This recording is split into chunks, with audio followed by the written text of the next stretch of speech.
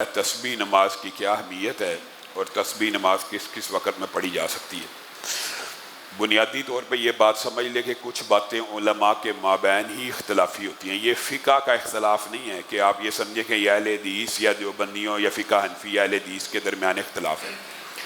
نماز تسبیح کے اوپر میری ذاتی جو رجحان اور رائے ہے، تمام محدثین کی آراء کا جائزہ لینے کے بعد اور شیخ صالح عثیمین کے فتوے کے بعد کہ انہوں نے کہا کہ امام ابن جوزی نے اسے موضوعات میں ذکر کیا، اور انہوں نے یہ بھی کہا کہ انہوں نے کہا اس کی تمام سندوں میں ضعف ہے۔ بنیادی طور پہ صلاۃ تسبیح وہ لوگ درست مانتے ہیں جو اس کی سند کو درست مانتے ہیں۔ جن کے نزدیک سند ضعیف ہے اور سند میں ضعف ہے وہ اس کو درست نہیں مانتے۔ اختلاف کی بنیادی وجہ صرف اتنی ہے، جن کے نزدیک سند صحیح ہے وہ اس کو نماز مانتے ہیں، جن کے نزدیک سند صحیح نہیں ہے وہ اس کو نہیں مانتے۔ اور اگر آپ جائزہ لیں اور غور کریں کہ نوافل کے اعتبار سے امت مسلمہ کا جو عملی تواتر ہے، اگر اس نماز کی کوئی بے شمار حیثیت اہمیت ہوتی تو یہ علماء کے علاوہ عوام میں بھی مقبول اور رائج ہوتی۔ میرے خیال میں، اب میرے ذہن میں بات نہیں ہے، امام ابو یوسف بھی غالباً اسی موقف کو رکھتے ہیں، تو گویا یہ فقہ حنفی اور اہل حدیث کے درمیان تنازع والی بات نہیں ہے۔ اہل حدیث علماء میں سے بھی چند علماء صلاۃ تسبیح کو جائز سمجھتے ہیں۔ خود میرے جو چچا ڈاکٹر فضل الہی ہیں وہ بھی اس نماز کو جائز اور درست سمجھتے ہیں، لیکن اگر آپ ساری سندوں کا بغور جائزہ لیں گے، امام ابن تیمیہ کا موقف، امام ابن جوزی کا موقف، شیخ صالح عثیمین کا موقف، تو یہ بات ثابت ہوتی ہے کہ اس کی سند میں ضعف ہے۔ جن علماء کا یہ رجحان بنا کہ سند میں ضعف کے باوجود اس کو اختیار کر لینا چاہیے، یہ مسئلہ بھی سمجھ لیجئے کہ فضائل اعمال کے اندر علماء کا ایک طبقہ اس بات کا قائل ہے کہ عمل کی فضیلت جس سے عقیدہ ظاہر نہ ہو رہا ہو، اس کے اندر سند میں کچھ کمی کوتاہی بھی ہو تو وہ عمل کر لینا چاہیے۔ لیکن یہاں پہ ایک مسئلہ سمجھنا ضروری ہے، وہ عمل کر لینا چاہیے، وہ عمل کر لینا چاہیے جو صحیح سند سے ثابت ہو۔ اس کی عام فہم مثال ہے، قل هو اللہ احد 3 دفعہ پڑھنے کا ثواب کیا ہے؟ قرآن کا 10 دفعہ پڑھنے سے جنت میں ایک محل بنتا ہے۔ اس کے متعلق جو روایات آئیں گی نا کہ 100 دفعہ پڑھنے کا یہ اجر ہے، 1000 دفعہ پڑھنے کا یہ اجر ہے، تو آپ اس کے اوپر عمل کر لیں، کیونکہ کم از کم یہ اجر تو ہے ہی ہے۔ تو اس کی ضعیف سندوں کے اوپر بھی عمل کیا اس لیے جا سکتا ہے کہ یہ عمل صحیح سند سے ثابت ہے۔ تو جو عمل بذات خود صحیح سند سے ثابت نہ ہو، اس کے اندر یہ استدلال دینا کہ ضعیف فضائل اعمال میں چل جاتی ہے، یہ بات راجح محسوس نہیں ہوتی۔ تو نماز تسبیح بنیادی طور پہ میری نقطہ نظر میں اور علماء کی ایک بہت بڑے طبقہ فکر کے ہاں یہ نماز کا صحیح سند سے ثبوت موجود نہیں۔ یہ پھر صلاۃ تسبیح ہی کے طریقے کے حوالے سے ایک سوال آ گیا۔ ایک سوال یہ ہے کہ مسجد کی زمین کے لیے کسی شخص نے پیسے دیے کہ جب تک مسجد قائم رہے گی صدقہ جاریہ ہوگا۔ کوئی مسجد کی زمین کے پیسے تو دے دیتا ہے، لیکن انتظامیہ اسے اینٹ، سیمنٹ، بجری، سریے میں لگا دیتی ہے۔ تو بنیادی طور کے اوپر جو مساجد کی انتظامیہ ہوتی ہے وہ جب لوگوں سے زمین کے پیسے لے رہی ہوتی ہے تو وہ لوگوں کو اس بات کے اوپر آگاہ کرتی ہے اگر زمین سے پیسے زیادہ ہو گئے تو ہم آپ کا یہ پیسہ مسجد کی کنسٹرکشن میں لگا دیں گے۔ تو جو پیسہ مسجد کی کنسٹرکشن میں یا زمین میں لگتا ہے وہ سارے کا سارا پیسہ، وہ جتنی احادیث جس بنیاد اور جس نیت کے اوپر آپ مسجد میں پیسہ دے رہے ہیں کہ زمین کو دیں گے تو جنت میں گھر بن جائے گا، زمین انڈے کے برابر، گھونسلے کے برابر، یہ ساری حدیثیں صحیح ہیں کہ جس نے مسجد کی جگہ بنائی، جگہ میں حصہ ڈالا، اس کو اجر و ثواب مل جائے گا، جنت میں محل بن جائے گا، اس کا جنت میں گھر بن جائے گا۔ تو کیا وہ اس اجر و ثواب میں شامل ہوگا کہ اگر وہ سیمنٹ، ریت، بجری اور سریے وغیرہ میں شامل کرتا ہے پیسہ، تو انشاءاللہ اللہ کے فضل و کرم سے وہ ان تمام ثواب کو، ان تمام نیکیوں کو پالے گا۔ ایک اس میں ضمنی سوال بھائی نے یہ بھی کیا کہ زمین تو ہمیشہ رہتی ہے اور عمارت تو مخدوش ہو جاتی ہے، تو یہ بات سمجھنے کی ضرورت ہے، نہ زمین ہمیشہ رہتی ہے نہ عمارت ہمیشہ رہتی ہے۔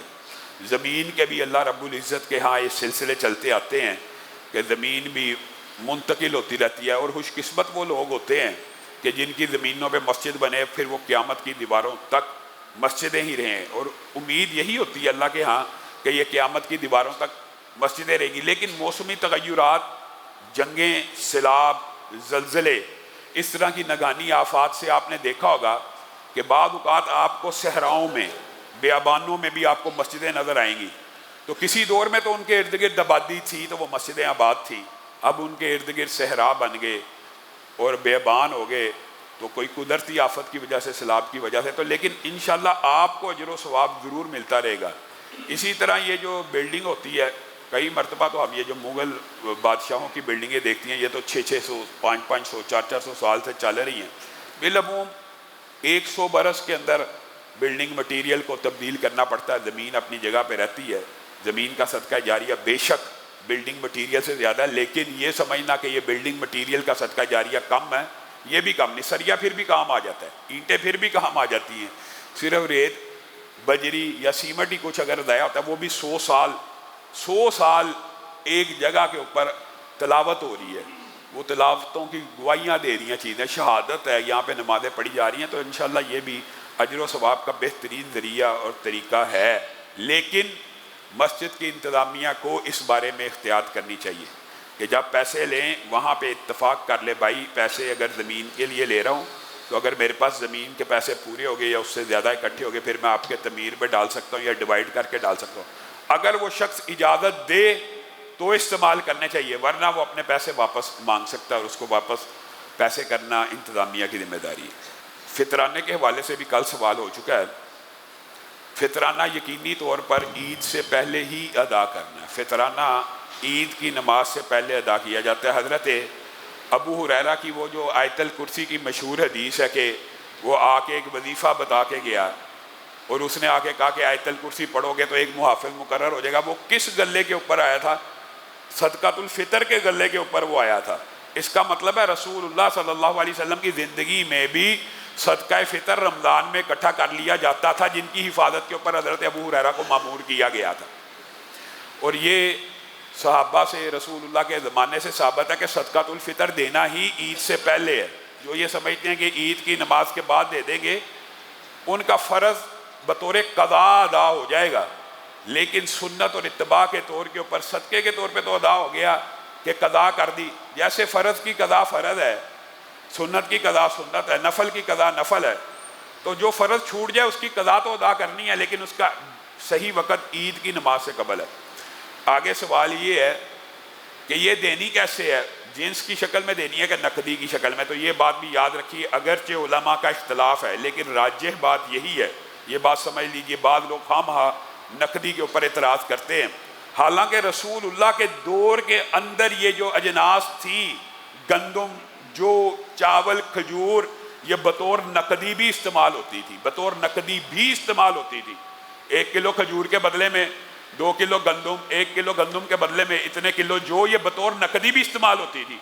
تو نقدی دینے میں کسی بھی قسم کی کوئی قباحت نہیں ہے، اور یہ بھی طرز عمل صحابہ کے دور سے چلا آ رہا ہے کہ جنس کے طور پہ بھی دے سکتے ہیں اور نقدی کے طور کے اوپر بھی دے سکتے ہیں۔ بعض صحابیات سے تو جنس کے عوض کے طور پہ بطور نقدی بھی دینا صراحتاً بھی ثابت ہے۔ تو یہ سمجھنا کہ صرف جنس دینی ہے، جنس کے اعتبار سے کتنی دینی ہے، ہاں اس پیمانے کے حساب سے، چونکہ مد کا ہر انسان کے ہاتھ کا بڑے چھوٹے کا فرق ہے، یہ علماء نے پیمانہ جو نکالا ہے وہ 2.25 کلو سے 2.5 کلو سے 3.25 کلو تک ہے، تو اس لیے آپ کو رفلی ایسٹیمیٹ بتا دیا جاتا ہے۔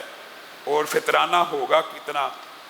جو عام بندہ ہے، غریب آدمی ہے، اس کا زیادہ تر گزر بسر چونکہ گندم پہ ہے، روٹی پہ ہے، تو وہ گندم کے اعتبار سے 300 روپیہ فی کس کے اعتبار سے ہر گھر کے شخص کی طرف سے، ایک دن کا بچہ بھی ہو اس کی طرف سے بھی فطرانہ ادا کیا جائے گا۔ ہر مسلمان پہ واجب ہے، یہاں پہ عاقل بالغ کی بات نہیں ہے، چونکہ ہر مسلمان پہ واجب ہے تو پہلے دن کے بچے کے اوپر بھی واجب ہے، جو آپ کے گھر کے گھریلو ملازمین ہیں ان کے اوپر بھی یہ آپ نے ان کی طرف سے صدقۃ الفطر دینا ہے۔ غریب آدمی 300 دے گا، جو آدمی مڈل کلاس ہے یا لوور مڈل کلاس ہے وہ چاول بھی کھا لیتا ہے، اس کو چاہیے کہ وہ چاول کے اعتبار سے یا جو کے اعتبار سے، جو تو اب ہمارے معاشرے میں چلتی نہیں ہے، لیکن ایک سٹینڈرڈ قائم کرنے کے لیے اس کا جو صدقۃ الفطر ہے وہ 600 کے قریب ہے، 500 سے 600۔ لیکن وہ افراد جن کے گھر میں گندم کے علاوہ چاول بھی پکتے ہیں، سبزی بھی پکتی ہے، دالیں بھی پکتی ہیں، دیگر کھانا بھی پکتا ہے، صرف روٹی اچار پیاز کا کام نہیں ہے، ان افراد کو کم از کم چاول کے حساب سے صدقۃ الفطر ادا کرنا چاہیے۔ اور وہ آج کل چاول کا جو ریٹ ہے 900 روپے کے قریب بن جاتا ہے۔ معاشرے میں بے شک مہنگائی آئی ہے، تو اللہ کی طرف سے آپ کے اوپر بھی لائبلٹی یہ بڑھ گئی ہے کہ آپ بھی زیادہ انفاق کریں، تو چاول کے طور کے اوپر اپر مڈل کلاس اور مڈل کلاس کا جو وہ طبقہ جن کے گھر میں ہر خوراک بنتی ہے وہ کم از کم چاول کے اعتبار سے 900 روپے کے حساب سے دے، اور ایک وہ طبقہ جو متمول ہے، جو امیر افراد ہیں، جن کے گھر میں چاول دال روٹی کو ٹیسٹ کے لیے کھایا جاتا ہے، لیکن چاہیں تو وہ گوشت کھائیں، چاہیں تو وہ مرغی کھائیں، چاہیں تو وہ میکڈونلڈ کا ایک برگر ہی لے آئیں، چاہیں تو وہ ایک وقت میں 2-3 ہزار روپے کا کھانا کھا لیں، ان لوگوں کے لیے جائز ہونا الگ بات ہے، لیکن ان لوگوں کو غور کرنے کی ضرورت ہے کہ یہ جو رسول اللہ صلی اللہ علیہ وسلم کے دور میں ہی اجناس کی تقسیم کر دی گئی، گندم کی، جو کی، کھجور کی، کشمش کی، یہ کیوں کی گئی؟ یہ اس دور میں بھی اسی لیے کی گئی کہ امیر آدمی کشمش کے اعتبار سے مہنگا ترین جنس اور اس کے اعتبار سے نقدی دے۔ تو جو افراد جن کے گھر میں یہ قید نہیں ہے اور وہ جب چاہے جو چیز مرضی کھا سکتے ہیں، دال بھی کھاتے ہیں، چاول بھی کھاتے ہیں، ٹیسٹ کے لیے کھاتے ہیں، لیکن جب چاہے مٹن بھی کھا سکتے ہیں، چکن، ان کو کم از کم 1500 سے 2500 روپے تک صدقۃ الفطر اپنے ہر گھر والے کی طرف سے ادا کرنا چاہیے۔ صدقۃ الفطر کی رقم کسی غریب رشتہ دار کو قرض کی نیت سے دی جا سکتی، قرض کی نیت سے یہ نہیں دی جا سکتی۔ صدقۃ الفطر کیا غیر مسلم کو دیا جا سکتا؟ صدقۃ الفطر غیر مسلم کو نہیں دیا جا سکتا۔ جمعے والے دن زوال کا وقت ہوتا ہے تو کتنے بجے سے کتنے بجے تک ہوتا ہے، اور نفل پڑھنا اس میں کیسے؟ میرے بھائیو، پھر یہ وہی بات ہے کہ یہ بنیادی طور پہ کچھ ہمارے معاشرے میں مسائل ایسے سمجھے جاتے ہیں کہ فقہ حنفی اور اہل حدیث کا آپس میں اختلاف ہے۔ ہاں، اس مسئلے کے اوپر اہل حدیث کی 99% علماء ایک طرف ہیں، لیکن یہ نہیں کہ فقہ حنفی میں کوئی عالم اس چیز کا قائل نہیں، فقہ حنفی میں سے بھی چند علماء اس چیز کے قائل ہیں۔ زوال ہر روز ہوتا ہے، یہ نہیں کہ جمعے والے دن زوال نہیں ہوا۔ زوال کی ممانعت کی حدیثیں موجود ہیں، رسول اللہ نے زوال کے وقت نماز پڑھنے سے منع فرمایا ہے، صحیح حدیث ہے۔ طلوع آفتاب کے وقت جب تک مکمل، غروب آفتاب اور زوال کے وقت جب بالکل سیدھا ہو جائے۔ لیکن جو سببی نمازیں ہوتی ہیں نا، سببی، مثلا آج جمعے کے لیے آئے ہیں، اگر آپ دیگر حدیثوں کا عموم دیکھیں تو آپ کو یہ بات پتہ لگے گی کہ جس نے وضو کیا، جمعے کا غسل کیا، مسجد میں آیا، 2 رکعتوں کو ادا کیا، امام کے پاس بیٹھ گیا، جمعے کے فضائل کی آپ نے یہ علماء سے حدیثیں سنی ہوئی ہیں، اس کا یہ اجر و ثواب ہے، اس کا یہ اجر و ثواب ہے۔ تو جو تحیت المسجد ہے، آپ زوال کے وقت بھی مسجد میں داخل ہوئے ہیں، یہ سبب بن گیا، سبب۔ وضو تحیت الوضو ہے، سبب ہے۔ آپ چاہے زوال کے وقت ہیں، آپ مسجد میں داخل ہو گئے، آپ 2 رکعت پڑھ لیں، یہ مستثنیٰ ہے، کلیہ ہوتا ہے جنرل، اور اس کی کچھ استثناء ہوتی ہے۔ تو جمعے کے دن اگر آپ 12 بجے اگر زوال کا سیزن چل رہا ہے اور آپ 12 بجے مسجد میں آ جاتے ہیں، تو آپ نے یہ نہیں کہ آپ نے تحیت المسجد نہیں پڑھنی یا آپ نے نفل نہیں پڑھنا ہے۔ تو جمعے کے دن یہ جو ہے، اس کا استثناء علماء کے نزدیک، اور میرا ذاتی رجحان بھی اور علماء اہل حدیث کا اس طرف رجحان غالب ہے اور اغلب ہے۔ لیکن بعض علماء اہل حدیث بھی اس میں کہتے ہیں زوال کے وقت نماز نہیں پڑھنی چاہیے، جس طرح بعض احناف کہتے ہیں کہ زوال کے وقت جمعہ مستثنیٰ ہے، لیکن اکثر ان کی کہتے ہیں کہ نہیں پڑھنا چاہیے۔ تو ہمارے ہاں بھی بعض علماء ایسے موجود ہیں جو کہتے ہیں نہیں پڑھنی چاہیے، لیکن راجح موقف یہی ہے کہ زوال، جمعے کے دن جو زوال کا وقت ہے، آپ مسجد میں آئیں، جتنے مرضی نوافل پڑھیں، کوئی مسئلہ نہیں ہے۔ اللہ کے فضل و کرم سے انشاءاللہ آپ اجر و ثواب کے مستحق ہوں گے۔ جو مسلمان یہ عذر پیش کرے کہ وہ صدقۃ الفطر ادا ہی نہیں کر سکتا، میرے بھائیو یہ مسئلہ بھی یاد کر لیں، صدقۃ الفطر میں غریبی کا، امیری کا کوئی تعلق نہیں ہے، کوئی تعلق نہیں ہے، یا اس بات کا بھی تعلق نہیں ہے کہ غریب بندے کے پاس 300 روپیہ ہے یا نہیں ہے۔ اس بندے نے بھی صدقۃ الفطر دینا ہے جس نے اکٹھا کرنا ہے۔ ہاں، اس کو اللہ نے یہ آسانی دے دی ہے۔ ایک بندہ کہتا ہے میرے پاس تو ہے ہی نہیں، میں کہاں سے دوں؟ تیرے اوپر اللہ نے یہ آسانی کیا، تو 10 بندوں سے اکٹھا کر، ایک اپنا ادا کر۔ سمجھ آئیے بات؟ جس بندے نے صدقۃ الفطر لینا ہے، اس نے کتنے بندوں سے لینا ہے؟ 10، 20، 50 سے۔ اس نے دینا کتنے کا؟ اپنا یا اپنے گھر والوں کا؟ گویا اللہ تعالیٰ نے اس کو یہ فیسیلٹی اور رخصت دوسری طرف سے دے دی ہے، اس لیے یہ ادھر صدقۃ الفطر میں نہیں چل سکتا کہ میں غریب ہوں، میرے پاس پیسے نہیں۔ یہ فرض ہے، فرض۔ جیسے نمازیں فرض ہے، کوئی بندہ غریب یہ کہہ سکتا ہے میں غریب ہوں، میں نے نماز نہیں پڑھی۔ ہاں، یہ مالی عبادت ہے، لیکن کوئی غریب یہ عذر پیش نہیں کر سکتا میرے پاس اچھا لباس نہیں ہے، میرے پاس خوشبو نہیں ہے، میں مسجد جانے کا اہل نہیں ہوں، میرے پاس وہ زیب و زینت کے ٹولز نہیں ہے کہ مسجد جا کے نماز باجماعت نماز فرض ہے بندہ مومن کے اوپر. تو یہ ادھر جو ہیں یہ قبول نہیں ہے اللہ کے ہاں. تو جو غریب آدمی ہے وہ بھی صدقۃ الفطر دے گا. ایک شخص مسجد میں آ کے عشاء کی نماز ہی نہیں پڑھتا اور تراویح ہی نہیں پڑھتا. جو بندہ نماز نہیں نہ پڑھتا فرض نماز نہیں پڑھتا، یہ بات تلخ ہے. ایک فرض ادا نہ کرنے کا مطلب یہ نہیں ہوتا کہ دوسرا نہ کیا جائے، لیکن حقیقت میں جو فرائض سے غفلت برتتا ہے نا وہ سمجھیں اسلام کا کہ بنیادی اراکین کو توڑتا ہے، اس کا اسلام مکمل نہیں ہے. ایک بندہ عشاء کی نماز ہی نہیں پڑھتا، فجر کی نماز ہی نہیں پڑھتا اور وہ روزے رکھ رہا ہے، اس کے روزے اس کو فائدہ پہنچائیں گے؟ ہرگز نہیں پہنچائیں گے. ایک بندہ 5 نمازیں پڑھتا ہے روزے نہیں رکھتا، 5 نمازیں فائدہ پہنچائیں گی؟ ہرگز نہیں پہنچائیں گی. ایک بندہ نمازیں روزے رکھتا ہے، زکوٰۃ فرض ہو گئی ہے، زکوٰۃ ادا نہیں کرتا، نمازیں روزے فائدہ پہنچائیں گے؟ ہرگز نہیں پہنچائیں گے. یہ سارے اراکین آپس میں باہم منسلک ہیں، باہم نتھی ہیں. تو جو شخص عشاء کی نماز ہی نہیں پڑھتا وہ روزہ یہ نہیں ہے کہ اس نے چھوڑنا رکھنا، اس کے اوپر بھی واجب ہی ہے، فرض ہی ہے، لیکن اس کو اس کے روزوں کا کوئی فائدہ نہیں. اس نے پہلا رکن پورا نہیں کیا، شہادتین کے بعد پہلا رکن پورا نہیں کیا، دوسرے کو کر رہا ہے. اسی طرح زکوٰۃ کا بھی ایسا ہی مسئلہ ہے. ہاں اس کا جو اگلا سوال ہے، اس سوال کے ضمن میں بھائی نے آگے یہ لکھا ہے تراویح بھی نہیں پڑھتا. ہو سکتا ہے یہ ایک ہی شخص کی بات ہو یا دو مختلف افراد کی بات ہو، اور ساتھ کہتا ہے تراویح فرض نہیں اور تراویح کے بغیر ہی روزہ رکھ لیتا ہے. اس شخص کے لیے کیا حکم ہے؟ جو بندہ فرض کی نماز ادا کرتا ہے عشاء کی اور فجر کی فرض کی نماز ادا کر لیتا ہے، عشاء نماز پڑھی آدھی رات کا قیام، فجر نماز پڑھی پوری رات کا قیام، اگر وہ تراویح نہ پڑھے یہ نفلی نماز ہے، یہ بات درست ہے اگر کوئی کہتا ہے. اگر وہ نہیں پڑھتا وہ اجر و ثواب سے محروم رہ گیا کہ جو قیام اللیل رمضان میں کرے گا غفر لہ ما تقدم من ذنبہ. لیکن کیا وہ شخص روزہ رکھ سکتا ہے؟ اس نے روزہ لازمی رکھنا، اس نے فرائض کو ادا کیا ہے، عشاء کی نماز پڑھی ہے، فرض پڑھا، اس کے اوپر روزہ لازم ہے، واجب ہے. یہ سمجھنا کہ روزے کی شرط ہے تراویح پڑھنا، یہ بات بھی درست نہیں. اگرچہ ہم آپ کو پورا سال یہی کہتے ہیں آپ نے ہر ایک نے پڑھنی ہے، ہر ایک نے پڑھنی ہے، یہ چھوڑنی چاہیے ہی نہیں. لیکن اگر کوئی چھوڑ دے تو کیا وہ روزہ نہیں رکھے گا؟ وہ روزہ رکھے گا.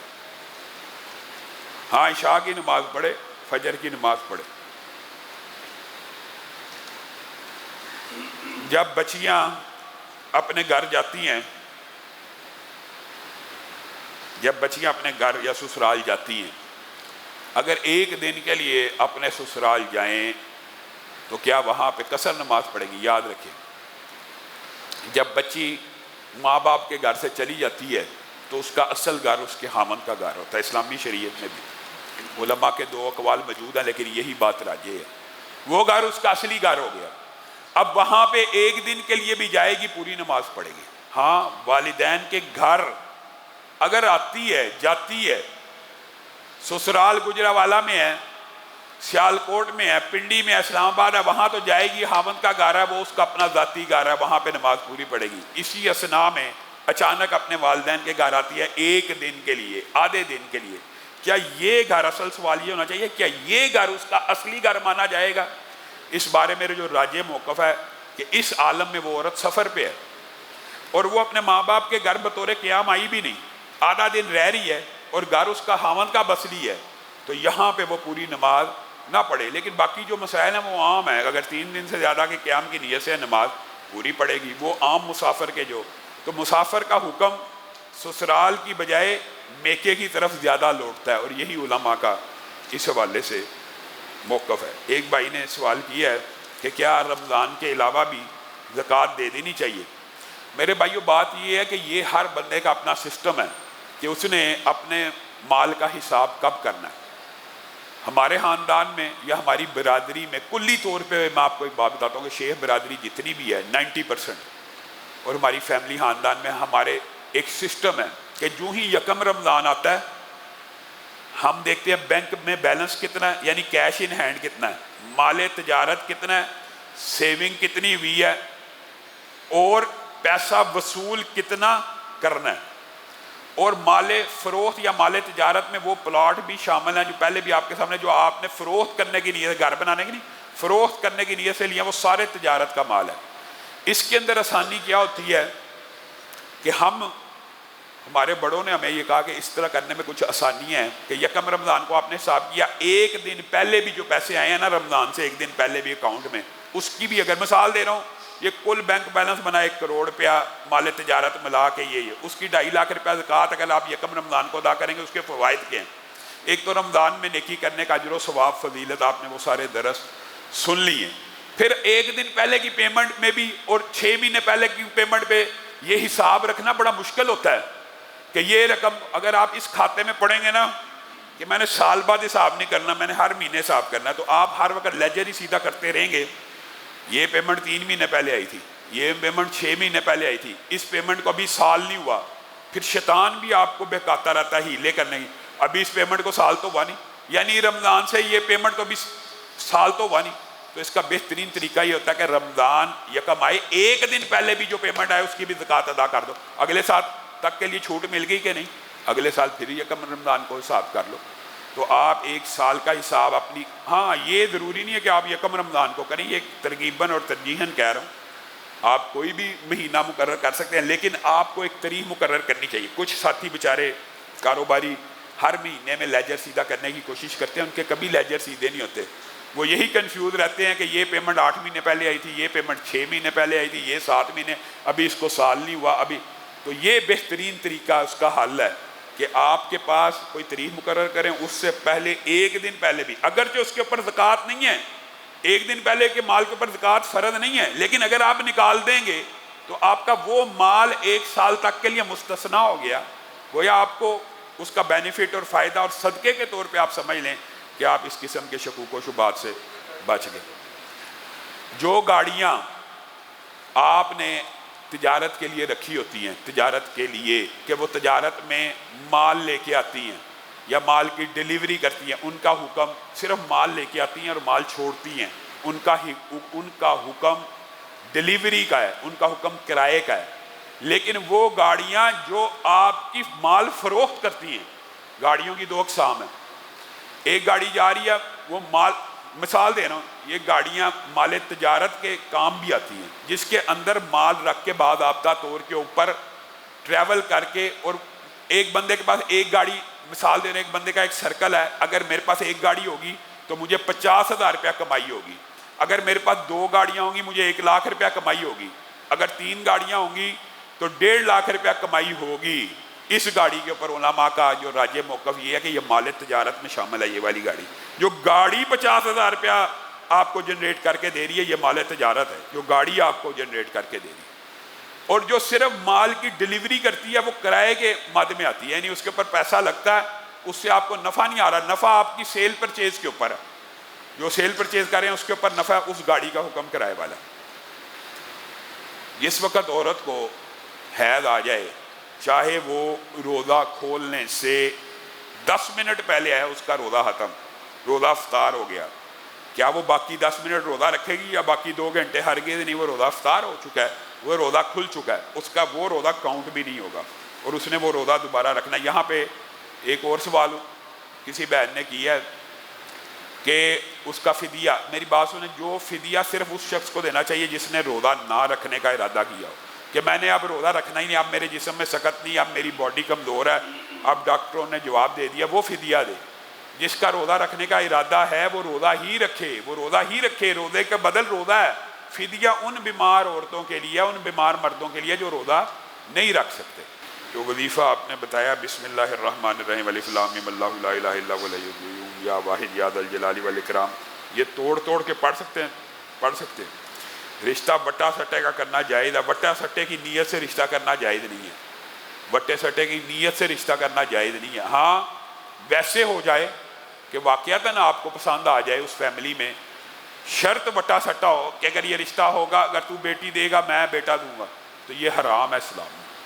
یہ کوئی مہر نہیں ہے اسلام میں، یہ مہر کی کوئی قسم نہیں ہے کہ مرد کے بدلے میں عورت، عورت کے مردے میں مرد، یہ مہر حرام ہے صریحاً اسلام کے اندر. اس کو بٹا سٹا بھی کہتے ہیں اور یہ حرام ہے. ہاں ویسے ہو جانا قدرتی، کئی آپ نے دیکھے ہوں گے ہو جاتے ہیں، اور ان میں یہ شرط بھی نہیں ہوتی وہ طلاق دے گا تو یہ طلاق دے دے گا، وہ نکاح کرے گا تو وہ نکاح. کئی دفعہ طلاق ہو جاتی ہے لیکن دوسرا رشتہ برقرار رہتا ہے، ایسے نکاح جائز ہوتے ہیں. سبحان ربک رب العزت عما یصفون वसलाम अलल मुरसलीन वल्हम्दुलिल्लाहि रब्बिल आलमीन।